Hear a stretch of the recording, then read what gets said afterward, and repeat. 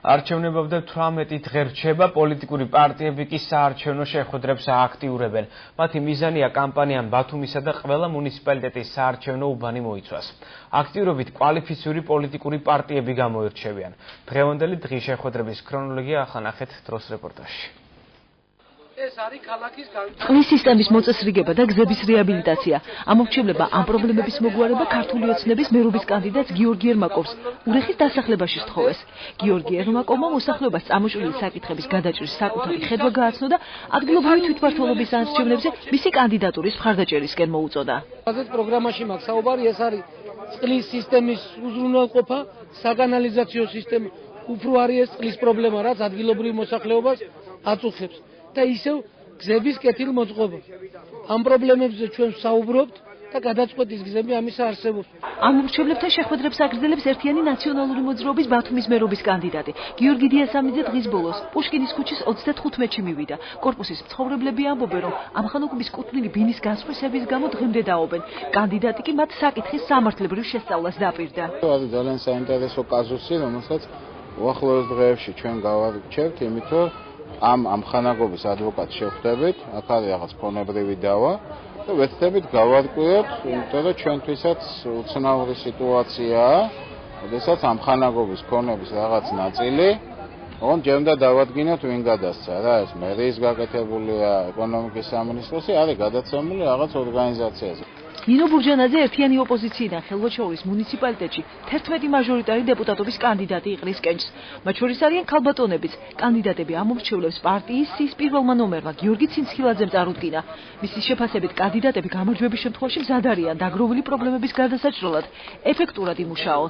არის პირველი რიგის მთავარი პრობლემა ხელვაჩაურის რაიონში, როგორც ქობულეთში, ციტრუსოვანთა ნაყოფის რეალიზაციის პრობლემა წლების განმავლობაში ეს პრობლემა ვერ მოგვარდა და ჩვენი ფერმერები ძალიან დაზარალდნენ. აქედან გამომდინარე სხვადასხვა ტიპის პრობლემები არსებობს, რომელსაც ჩვენი გამარჯვების შემთხვევაში აუცილებლად გადავწყვეტთ. წინა საარჩევნო შეხვედრას აგრძელებს ხალხის პარტიის ბათუმის მერობის კანდიდატი. ჯუმბერ თავარქილაძე საარჩევნო დაპირებებით ზურაბ ბერიძის ქუჩის მცხოვრებლებს ეწვია.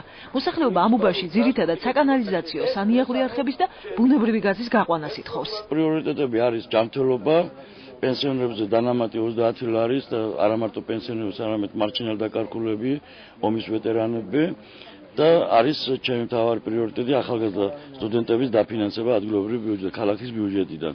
პროგრამაში გაწერილი ინიციატივები ამორჩევლებს პარტია რეფორმატორების მაჟორიტარი დეპუტატობის კანდიდატმა მირზა სვანიძემ გააცნო. გენერალ აბაშიძის ქუჩის მცხოვრებლებს იგი ინფრასტრუქტურული პრობლემების მოგვარებას დაპირდა. მე მოსახლეობას ვპირდები, რომ აუცილებლად შეიქმნება ისეთი სათათბირო, სადაც აბსოლუტურად ყველა ამხანაგობის თავმჯდომარე გაერთიანდება, მოხდება მათ მიერ საკითხების ინიცირება, სადაც პროექტის სახით მომზადება ყველა ეს პრობლემური საკითხები ინდივიდუალურად ყველა კორპუსზე და ჩემი გამარჯვების შემთხვევაში მე მოვახდენ ამ პროექტების ინიცირებას უმაღლეს საკანონმდებლო ორგანოში. არასაპარლამენტო ოპოზიცია კახა კუკავა ფიქრია ჩიხრაძის ბლოკის ბათუმის მერობის კანდიდატისთვის ალექსანდრე თევზათისთვის ქალაქის განვითარების პროცესში მნიშვნელოვანი ახალგაზრდების ჩართულობის გაზრდა. სწორედ ამიტომ ის წინა საარჩევნო კამპანიის ფარგლებში ახალგაზრდებთან შეხვედრებს აქტიურად აპირებს. ქალაქის განვითარების სტრატეგია ალექსანდრე თევზაძემ დღეს დემოკრატიის მთხრობელთა სკოლის მონაწილეებს გააცნო.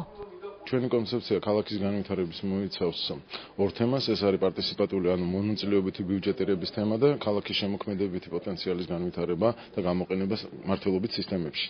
აი ამ ორ თემაზე ჩვენ ინტენსიური და პერმანენტული ურთიერთობა გვაქვს ახალგაზრდებთან, რამით ვფიქრობთ, რომ პირველადი, ვისაც ეხება ჩვენი მომავალი, ეს ახალგაზრდები არიან, რა ჩვენი ურთიერთობებიდან გამომდინარე ეს გამოიწვევს ავტომატურად მათ ჩართვას უკვე ახალი მოდელის შექმნაში.